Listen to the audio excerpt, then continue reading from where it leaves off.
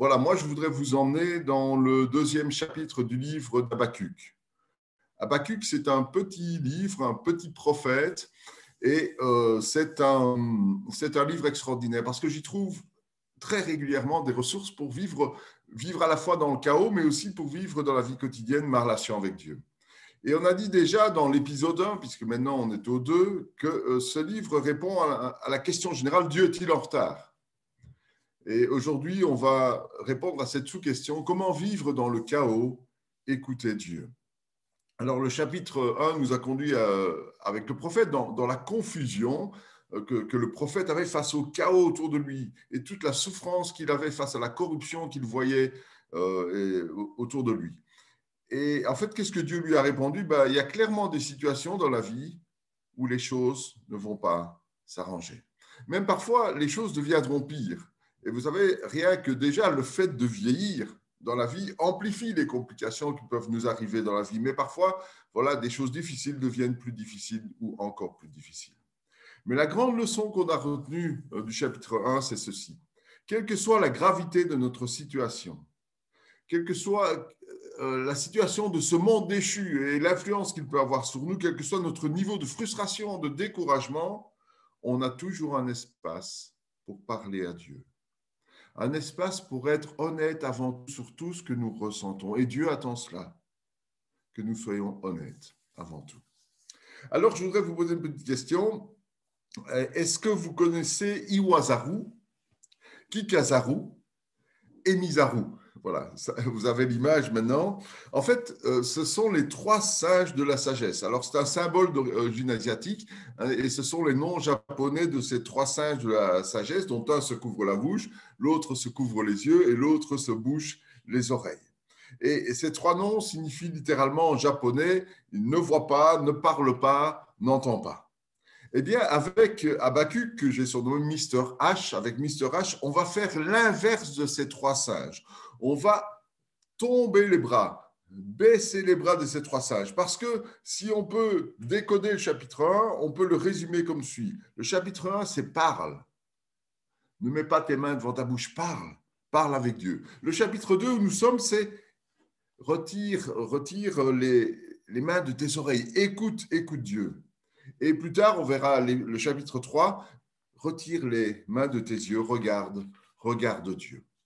Alors, je vous invite à la lecture. Alors, c'est toujours un épisode, un moment un peu fastidieux de lire comme ça tout le chapitre, mais c'est nécessaire à la compréhension qu'on le lise au moins dans son ensemble. Donc, je vais le lire pour vous, Habakkuk, chapitre 2, et je pense que le texte s'affichera au fur et à mesure.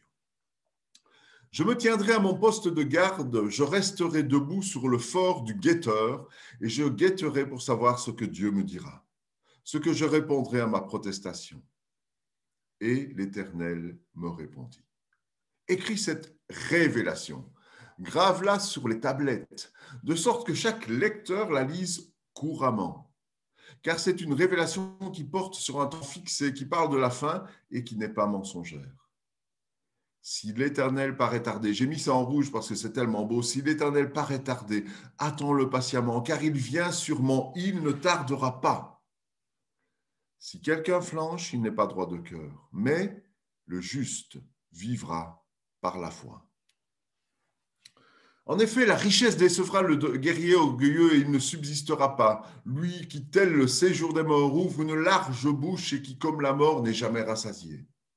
Car il ajoute à ses conquêtes nation après nation, et il rassemble tous les peuples sous sa domination. Mais un jour, tous ces peuples lanceront contre lui des proverbes moqueurs et des paroles ironiques, et l'on dira « malheur, malheur aux accapareurs, malheur à lui, car il amasse des richesses qui ne sont pas à lui. Jusqu'à quand cela va-t-il durer ? Il accumule un lourd fardeau de dettes. Tes créanciers ne surgiront-ils pas soudain ? Ils se réveilleront pour te faire trembler, ils feront de toi leur proie. Toi qui as dépouillé des peuples innombrables, tu seras dépouillé pour le reste de tous les peuples, par le reste de tous les peuples, pour avoir répandu le sang humain et pour avoir commis des actes de violence contre le pays de Juda, sa ville et tous ses habitants. Malheur, malheur aux malhonnêtes, malheur à qui amasse un profit malhonnête pour toute sa famille et cherche ainsi à établir son nid sur les hauteurs de tout malheur. Oui, c'est le déshonneur de ton propre royaume que tu as préparé. En détruisant de nombreux peuples, tu t'es fait du tort à toi-même. Car du sein des murailles, les pierres vont crier. De la charpente, les poutres leur feront écho. Malheur, malheur aux violents, malheur à qui bâtit la ville en répandant le sang, à qui fonde la cité sur le crime.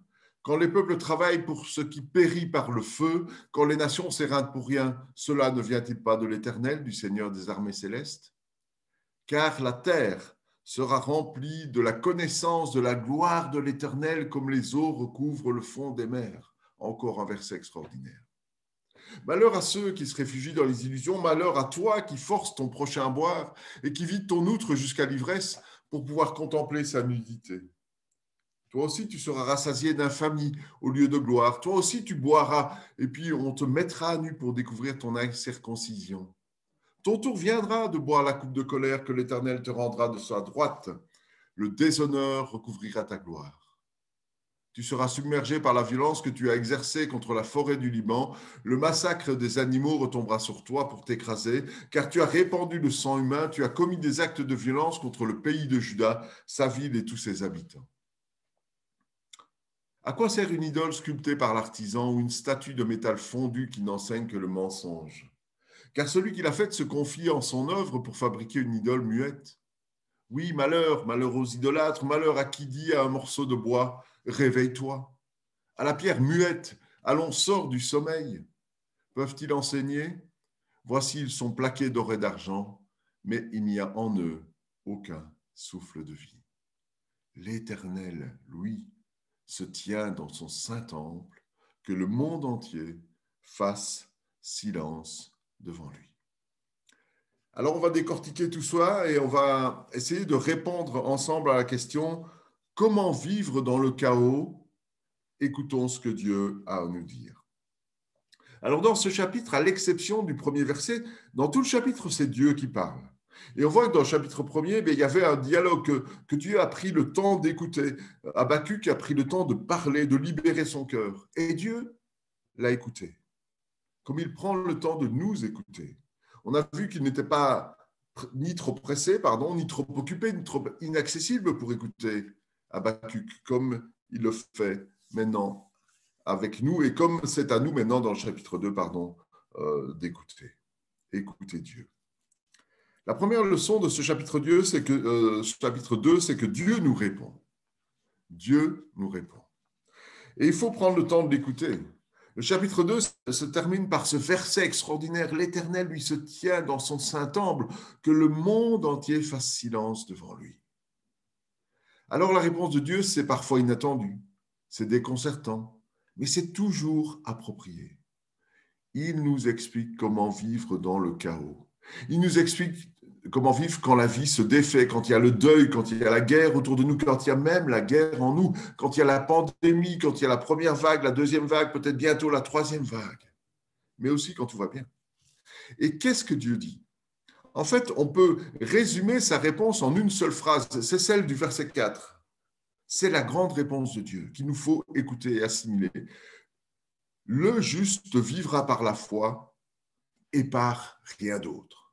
Le juste vivra par la foi et par rien d'autre. Donc Dieu dit d'abord, les temps qui vont arriver seront terriblement exigeants, difficiles.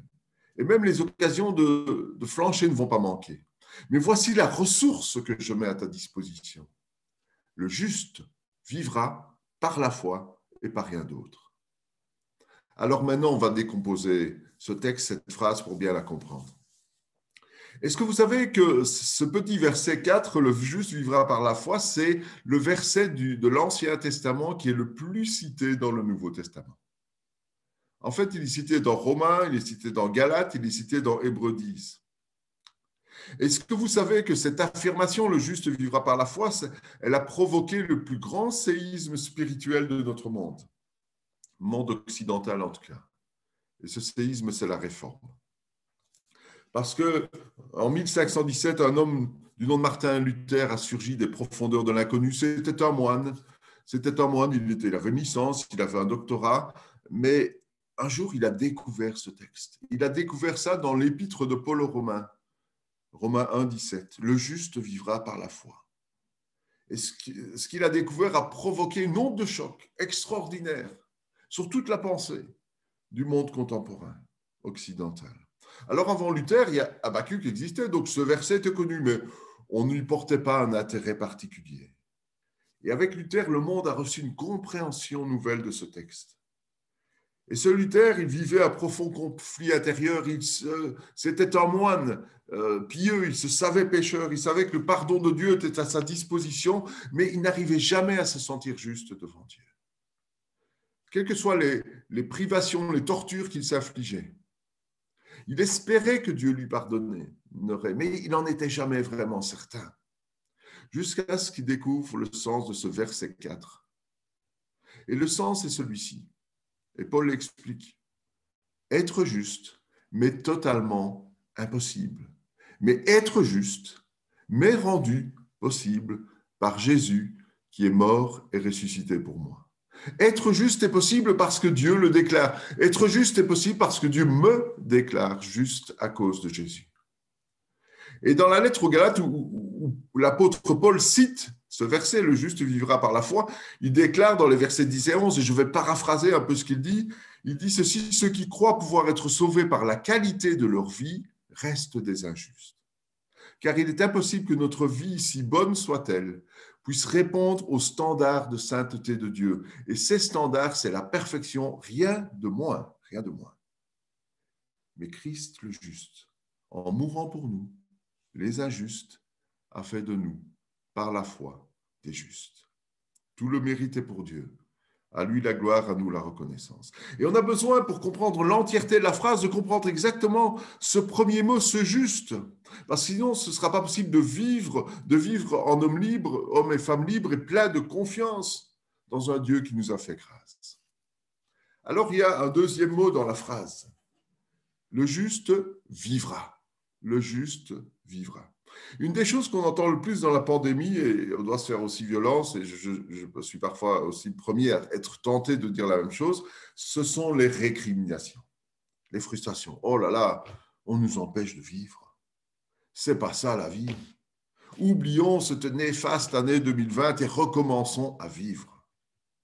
En fait, en disant ça, c'est comme si les périodes de perte dans nos vies, de maladie, de découragement, de chaos, eh bien, elles deviennent des périodes où la vie doit se mettre entre parenthèses, où la vie est éteinte, où la vie disparaît. On fait comme si, par exemple, l'année 2020 n'avait jamais existé. C'était un peu le désir des vœux qu'on voyait au début de l'année. Alors, j'ai vu un documentaire assez extraordinaire. Vous savez, à un moment donné, je suis passé par hasard sur la 5 et je vois un documentaire sur le comportement social des requins. Alors, ce qui m'a attiré, ce n'est pas tellement, je dirais, l'idée de base, mais c'est surtout le fait que les plongeurs se préparaient à plonger au milieu de centaines de requins. Là, je vous assure, c'est le grand frisson, par personne interposée. Et en fait, le but était de les marquer d'une sonde pour pouvoir observer le comportement social des requins. Mais comment marquer un animal tellement dangereux et qui est toujours en mouvement? En fait, le requin ne s'arrête jamais de bouger. Et alors, c'est alors qu'ils ont commencé à expliquer ce qu'était le tonique du requin. Alors, ce n'est pas un sérum anti-requin, mais c'est une particularité propre à l'espèce des requins.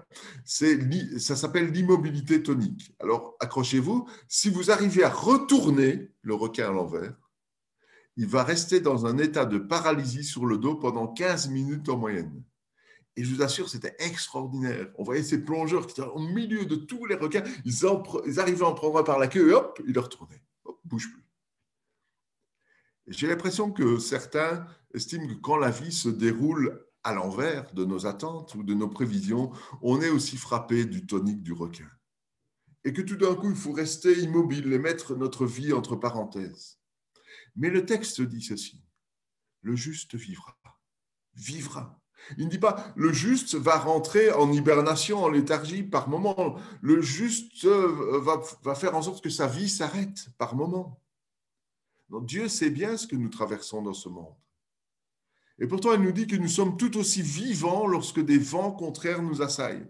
Vivre, c'est faire face à toutes les situations. Notre créativité n'est pas éteinte. Notre espérance est toujours active. Notre vie fonctionne à 100%. même quand on est abattu. Et quand dans Jean 10, Jésus promet de nous donner la vie et de nous donner cette vie en abondance, il ne fait aucune exception. Surtout pas quand ça devient difficile. Alors, comprenons ce texte. Le juste vivra. Toutes les ressources, les possibilités que la vie nous donne peuvent être orientées vers l'honneur de Dieu. Même dans l'adversité, nous sommes invités à vivre pleinement. Et je vous cite le verset de Romains 14, versets 7 à 8. « Aucun de nous ne vit pour lui-même. Aucun ne meurt pour lui-même. Si nous vivons pour le Seigneur. Si nous mourrons pour le Seigneur. Ainsi que nous vivions, que nous mourions, nous appartenons au Seigneur. » Et la phrase continue, le juste vivra par la foi. Alors, évidemment, il y a tellement à dire sur la foi qu'on va simplement dire quelques brèves, comme on dit, mais quelques brèves intéressantes. J'étais frappé dans mon dévotionnel que je lis chaque jour de Paul Tripp, en anglais ça s'appelle New Morning Mercies. Vraiment, c'était au moment où je devais préparer ce message, et il parlait de la foi. Et il disait simplement, on doit reconnaître que la foi n'est pas quelque chose de naturel pour nous. Le doute est naturel. La peur est naturelle. Vivre selon nos émotions, nos ressentis est naturel. Envier la vie de quelqu'un d'autre sur les réseaux sociaux est naturel. Espérer qu'on va arriver à contrôler les situations qu'on va rencontrer aujourd'hui, c'est naturel. Remplir sa vie avec le travail, les choses matérielles, les médias, la nourriture ou toute autre substance est naturel. Mais vivre par la foi ne nous est pas naturel. J'ai bien aimé ce qu'il a et je l'ai pris, je l'ai intégré dans cette réflexion. Et pourtant, ce texte nous dit que le juste vivra par la foi. En fait, il nous dit que Dieu nous accorde le cadeau de croire. La foi n'est pas quelque chose qui nous est naturel, mais Dieu nous donne ce cadeau de croire. Et c'est ce que dit Paul dans la lettre aux Éphésiens au chapitre 2, au verset 8. Il dit que Dieu nous fait le cadeau de sa grâce par le moyen de la foi. Et alors Dieu nous donne le pouvoir de croire, mais il ne s'arrête pas là. Il nous appelle par la foi en son Fils Jésus, et à partir de là, il va construire cette foi en nous. Il va travailler dans notre vie comme un artisan. Alors un artisan qui travaille parfois avec le ciseau pour couper ce qu'il y a à couper, un artisan qui va, comme un potier, modeler la pâte que nous sommes, tout doucement. Parfois, il va le faire comme un forgeron en frappant avec un marteau, parce que nous sommes durs comme le métal. Et parfois, il va polir simplement la céramique que nous sommes avec délicatesse. Il va faire tout cela pour nous transformer en une personne capable de vivre réellement par la foi. Et Hébreux 11, qui est le grand chapitre de la foi, dit simplement au verset 6, « Celui qui s'approche de Dieu doit croire. » Ça, c'est notre prérogative, doit croire que Dieu existe et que Dieu récompense, qu'il rémunère, qu'il façonne. Ça, c'est la prérogative de Dieu, que Dieu récompense, rémunère, façonne ceux qui se tournent vers lui. En 1982, il y avait 4 jeunes qui avaient décidé de faire un voyage sur un voilier de 17 mètres qui appartenait à la famille d'un des jeunes. Ils sont partis d'un État des États-Unis à la frontière du Canada, le Maine, avec l'objectif de se rendre en Floride. Et à un moment donné, ils ont rencontré des vents extrêmement violents et une tempête terrible qui a fait chavirer le bateau. Et donc, ils se sont retrouvés à bord du canot de sauvetage, un simple canot pneumatique, et ils ont passé 4 jours sans nourriture et sans eau, dans des circonstances extrêmement difficiles. Et un des 4 jeunes s'est mis à insulter Dieu. Ils étaient entourés de requins, des requins qui tournaient de plus en plus autour du radeau. Et un des 4 maudissait Dieu pour son malheur. Et la jeune fille qui a raconté l'histoire dans un livre qui s'appelait Deborah Kiley, elle ne voulait pas faire la même chose. Elle se dit que malgré la situation de crise où elle était, elle a commencé à réciter le Notre Père à l'intérieur dans son cœur, en demandant que Dieu lui montre quelque chose dans cette crise. Et puis, après 4 jours, le jeune homme qui insultait Dieu, qui maudissait Dieu, a bu de l'eau de mer, et il a commencé à délirer, il a sauté par-dessus bord, il a été dévoré par les requins. Mais les 3 autres ont été sauvés un petit peu plus tard, par un cargo russe qui passait par là. Alors, Dieu est le rémunérateur de ceux qui le cherchent. Dieu, il est celui qui façonne ceux qui le cherchent. Dieu est celui qui récompense. Alors, le mot récompense est un peu difficile à comprendre, mais il va nous payer en retour. Et si nous acceptons de croire en lui, de nous remettre à Dieu pour notre vie, il va prendre notre vie en charge. Alors, on va terminer par le dernier point, parce que j'ai rajouté quelque chose. Le juste vivra par la foi, c'est le verset 4, et hop, on va résumer, mais alors très brièvement, tous les autres versets, les versets 5 à 20.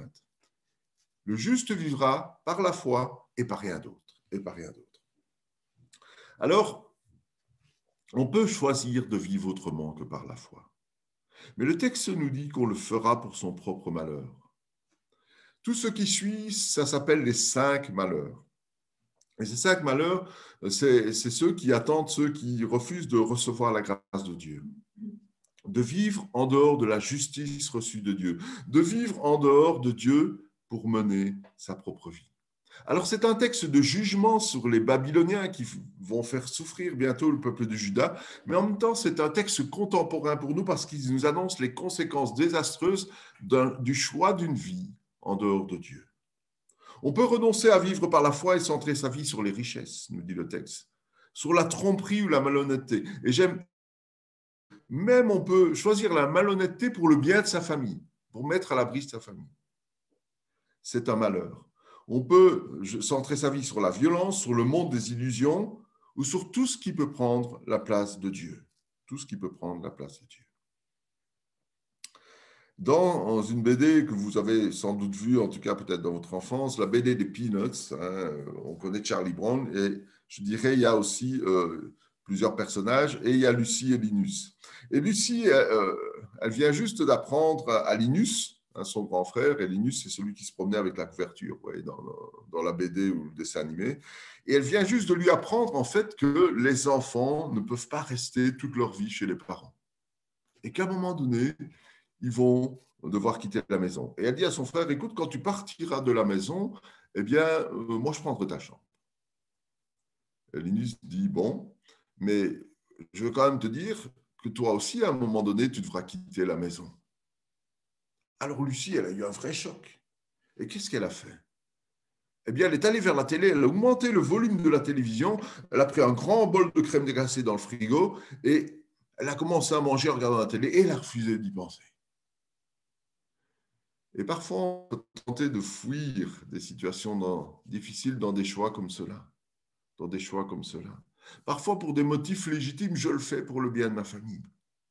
Mais le texte nous dit que ce seront des choix de malheur pour nous, pour notre famille. On peut faire ça, ou on peut choisir d'être ce juste qui vit par la foi. Et je termine en 2 mots. La souffrance est une des réalités les plus sombres de la vie. On connaît tous la souffrance à un certain degré et à un certain moment de notre existence. Ça peut être dans une relation, ça peut être dans notre corps, ça peut être au travail. Et peut-être que dans ce moment de pandémie, c'est encore plus difficile, c'est accentué parce que tout ce que nous vivons, de souffrance personnelle, je dirais, se voit doublé d'une souffrance latente autour de nous. Et ce texte nous dit, le juste vivra par la foi. Écoutons Dieu, le juste vivra par la foi. Aujourd'hui, notre salut est mis au défi par un monde qui voit les chrétiens, qui voit les justes avec méfiance. Aujourd'hui, notre vie est mise au défi par une société qui nous dit, si tu ne profites pas à fond, tu ne vis pas. Aujourd'hui, notre foi est mise au défi par une manière de vivre bien loin des standards de Dieu. Mais le juste vivra par la foi. En ce début d'année, j'ai reçu, comme vous tous, beaucoup d'entre vous, un email de YouVersion. Vous savez, c'est l'application Bible qui me disait « Yves, nous prions pour toi cette année ». Je veux dire, c'est bien, mais je me dis, un réseau social une appli qui prie pour moi, c'est un peu bizarre. Mais enfin bon, je dis, je vais quand même lire la prière qu'ils font pour moi. Et j'ai commencé à la lire et il y avait cette phrase extraordinaire. Montre-nous, donc ça s'adresse à Dieu comme une prière, montre-nous comment rêver avec toi, même si on a l'impression que rêver n'est pas possible. Alors le juste vivra par la foi, c'est la réponse de Dieu au chaos. mais c'est aussi la réponse de Dieu aux défis de la vie quotidienne, difficile, mais tellement formidable depuis que Jésus est devenu notre Seigneur. Alors je répète ce que j'ai déjà dit et je termine par cela. Jésus a déclaré dans Jean 10,10, et ça s'affiche devant vous, « Moi je suis venu afin que les êtres humains aient la vie, une vie abondante. » Et dans ce texte, Jésus n'a apporté aucune exception. Alors Seigneur, montre-moi comment rêver et vivre avec toi. Amen. Et je voudrais simplement